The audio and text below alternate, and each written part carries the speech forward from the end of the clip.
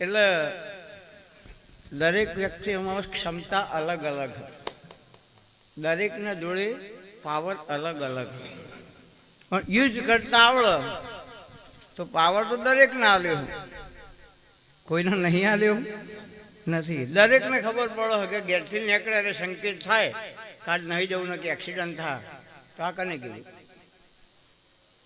એ આત્મા હ, એ પરમાત્મા હ, પણ એ દિશામાં જવું નહીં. હું તો આ ગમે તો ધૂણવા બેહું 10 વખત ચેક કરું, કારણ કરંટ આવો અને આ ઓમ જ કરાવો.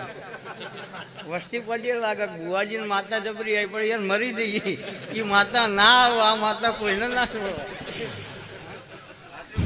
એટલે 32 લખણી માતા 36 લખણો ઉભો હોય તો આ બજારમાં રહેવાય ભાઈ. નકા હવે કરંટ બહુ ગમે તો શોર્ટ આવો.